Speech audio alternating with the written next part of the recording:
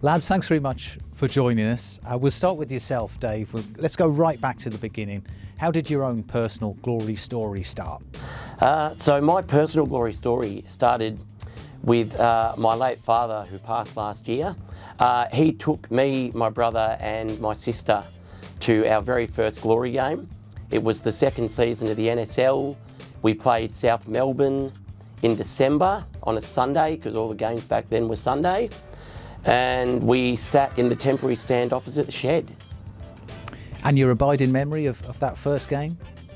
Was joining in with all the shed chants, and my dad was not too happy that us three were using all the swear words that they used. He got a bit cross with us when we were joining in with the fat bastard, etc. And Rob, your own glory story, how did it get underway? So my glory story started underway with actually Dave offering me a spare ticket to the glory. It was against Melbourne Victory in 2009. So how do you two know each other? What's the connection? Through the Waffle South Fremantle. Right, okay, of course we weren't going to mention your affection for other codes, but we might have to touch on that a little bit later. So Dave, you mentioned that the shed's chants made an early impression on you. How long was it before you graduated, as it were, to actually standing in the shed yourself? Probably, I think, in the third season of the A-League, I was invited into the shed by someone that I'd met online. And that was it. Yeah, up until then, I used to just sit by myself, either in the grandstand on the opposite side, when it was the temporary stand, or I used to sit in the grandstand that was opposite the shed. And Rob, yourself, always in the shed from day one? Yeah, day one. Would you ever consider watching glory from any other part of the ground? I have before, and I don't like it, to be honest. Now, I've seen both of you in action, as it were, at a glory home game. Very animated, very vocal. Did you sort of build up to that, or as soon as you got into the shed, did you just throw yourself into the swing of things? I just threw myself into the swing of things. As soon as I got in the shed, I was loud, I had a voice. Come on, Glory! Come on, Glory! And all the other people in the shed, they liked it because I was loud. And yeah, I could get chants going. So. Yourself, Rob? Same thing, really, just YOLO, really. And I guess, is it a chance to just unleash sometimes when you go in there? Because, away from the game, you're both, thoughtful, professional individuals. Is it a bit of a release sometimes at a weekend? Oh, easily, yeah. It's a massive release, You can just go in and let your hair down and support the lads for 90 minutes. Now, the social aspect of supporting glory, obviously we've mentioned that you two came together as friends. Now, you've established quite a wide social group, quite a diverse group of supporters that come to the games. Can you tell me a little bit about that? Yeah, so I first met, obviously, Rob, Lincoln, our mate Andrew. We met at the Elephant and Wheelbarrow, which is where we used to have the pre-games. So we first met there. Then we obviously started all hanging at the back of the shed, and that was where we met guys like Blaine Treadgold, Brian Doherty, Brad Harvey, and Matt McIsaac as well was up the back. So there was like a core group of people that we met in the back of the shed. And then obviously I went on tour and I met all the older, like people that were in the GSSC. So Dave just mentioned those away trips, Rob. How much does that bring that social group together, going on those away trips to watch glory? A lot, I think. I think our friendships are stronger because of it, because obviously earlier in 2009 we weren't that good. So obviously there was a lot of losses. So I think just bonding away from home, really. Now, I know there are the big tour of duty games where there'll be a large number of glory fans, but equally you've been to away games, haven't you, where basically it's almost been yourself. How is that as an experience? It's interesting. Do lose your voice quite a bit because obviously I think last year last year before COVID I went to Western Sydney away, and I think there was only 6 of us there. And it was just, I guess then when the players come over at the end, it must feel a lot more personal. Yeah, it does. Have you got any favourite away trips in particular? Probably one of our first away trips that I think we did as a group was, I think 2010. I think we played against Melbourne Heart. We won 2-1. Shane Smeltz scored the winner late, I think. Nothing better than a late away winner. Absolute scenes in the away bay? Absolutely. I think there's video of all of us running down the stairs celebrating with Smelty. Dave, your own favourite away day memory? It would have to be the first FFA Cup final away to Adelaide. That was just, like a special experience. Like, it was the first ever final of the FFA Cup, and you had all the Glory diehards pretty much, travelled over. And like, I know there was myself and Lincoln that flew out with a whole bunch of the GSSC guys on the day of the game. So we were at the airport super early on the Wednesday morning, all at the airport bar beforehand, and it was just great catching up with all the people that were all excited because, the Glory were in the first final of the FFA Cup. What was the story behind the Emoji Head incident, Rob? So apparently it's controversial, but in my view it was Stonewall. Someone was offside, so I called it offside. Disallowed his goal. And you were then, punished as a result of that? Unfortunately. We'll have to dig out some footage of that, Michael. I think we can rely on you to do that. Dave, when we were speaking just before the interview, you mentioned that when you started supporting Glory during your school days, it was something of a minority interest. It raised a few eyebrows amongst your fellow pupils. Yes, it did, yeah. So back in the early years, I can remember cutting out a picture of Vas Kalogerakos from the Sunday Times. I think the photo was of him celebrating a goal because he scored a few back in the days, and I plastered that photo on one of my school folders. And back then, everybody, if they were into football, they followed the English league, like the Australian league was a nothing league back then. And so there's me in, I think it was year 8 or year 9, and I've got a Glory player front and centre on my school folder. And yeah, everybody was just like, who's that bloke? Why have you got him on the front of your paper? That's not Alan Shearer sort of thing. Rob, you mentioned a moment or two ago, you commenting on a refereeing decision or an assistant refereeing decision. You are a qualified and active referee up until you picked up your recent injury. Do you feel a little bit guilty sometimes when the shed en masse is giving the referee an absolute earful? Not really. It's a bit different, When you're out there, you're obviously professional. In the shed, it's all hell breaks loose. So you've deserted your refereeing brotherhood, is that what you're saying? In a way, yeah. Shameful. Well, I hope Matthew Cheeseman is watching this video. He'll be absolutely disgusted. Now, we've mentioned some good memories, some good away trips.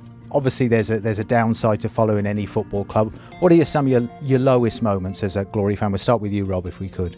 Probably the salary cap thing was probably a bit hurtful in a way. That's just the only thing that sticks in my mind. You lose games, you just support the lads for 90 minutes. Any players left that particularly disappointed you in their departure? Well, Icon obviously, Vuka as well. I've got a framed shirt at home of Vuka in the year we made the grand final against Brisbane. Yeah, great memories of both of those players, of course. Dave, what about yourself? What about the low points? 2012 A-League Grand Final. I was over there in Brisbane, and that one really hurt. That was just a really bad day. Apart from the atmosphere and it was just really bad, obviously, with how it played out. Yeah, I think the nature of the defeat rather than the defeat itself, wasn't it? Yeah, the trip itself was good, but yeah, it was just the game. No, and the away support, absolutely immense. It was brilliant. Yeah. Fantastic that day. Rob, can I just ask you about your match day routine? Let's say it's a Saturday evening game, for example. How do you sort of structure your day in terms of building up to the game, and how does that pan out? So normally we'll organise with our friend group like Dave and Andrew, Sam. We'll organise maybe a lunch somewhere in the city. It's not normally a set place we go to. Then after lunch we'll normally head to Badlands and just have a few drinks and mingle with other Glory fans in the GSSC and all that. And afterwards, do you push on? Sometimes, yeah. Does it depend on the result? I don't think it depends how we're feeling, really. We'll normally come back up to the members bar and mingle with yourself and everyone else, and then we decide from there, really. It's more spontaneous and actual set, in a way. Dave, you've got a huge amount of Glory memorabilia, some of which you've been good enough to bring in today. That includes a vast range of shirts. Now, when it comes to your own match day routine, how do you decide what you're going to wear for any given game, and is there an element of that just depending on what's clean on any particular weekend? Yeah, sometimes it does depend on what's clean, because quite often after games we'll go to the pub afterwards, and when I get back home it's after midnight or whatever, and so I just think, it's all right, I'll just hang the shirt up. And then for the next week, I go to grab the shirt out and I'm like, oh geez, that's got stains on it or it's a bit smelly, I can't wear that. So then I've got to go and grab something else. Now you're a big memorabilia fan as well, Rob. I know you're often on eBay seeing what you can source. Any particular favourite items that you've managed to acquire over the years? So I've got this set of 5 like block-mounted posters, like similar to this one. I got from a recycling shop at the tip. That is a find. That is a great find. It's got Pektovic on it and Gareth Naven on it as well, so it's quite good. So is there a sort of glory shrine in the Burnett household? It's in the process. Obviously I've just built a house, so it's in the process of things getting put up on the walls. It's taking longer than I expected. And how many glory shirts would you say you've got in total? I would say probably about 17 to 18 maybe. Yourself, Dave? Probably about 30 to 40 maybe, I think. I haven't actually counted them. I've just sort of keep them in a box. Right, so they're boxed, they're not all on display? No, they're just in a box to keep them clean so that I can wear them at any given moment if I need to. Tough question, lads. I'm going to give you 3 options for this. So I'm going to ask you for your 3 all-time favourite glory players. Dave, I'm presuming Vass is one? Vass is one. Jamie Harmwell is the other one, obviously. I brought the block-mounted poster. And the third one is really hard. Like, I want to say Maury, but I'm going to go with Bobby because, like, Bobby was just an absolute cult hero, icon. You know, like, back in the NSL, I was at the match at the Wacker when he scored the header against Adelaide City, and that was just an absolute iconic moment that you won't forget. If you were there, you remember when Bobby headed that ball in. He was an absolute legend. And I guess one of the great things about being a fan of a club like Glory is that you can have these people as heroes and you can get to meet them on a pretty regular basis, because you would have had endless chats with all 3 of those, I presume. Not Vass. I was a bit too young, obviously, back in the day, but no, certainly Jamie Harmwell and Bobby I've seen in the members lounge after games. And I'm like, you just walk up and say hi and it can just start, a little 5-minute conversation, and then you walk off back to your group. Now, Rob, you've had a bit more time to think about this to get your players ready. I know it's a tough question, but hit us with your favourite 3. It's not easy, but obviously Vuka stands out. Michael Thwaite, who's on FA Cup final shirt I've got signed, that's behind us there. And the last one was actually really hard because obviously I haven't supported the club as long as other people, and I can't think of one. So like between Castro, Icon, we've all had some great players at the club, so it's really hard to actually name 3. So if I had to, I'd probably say Castro.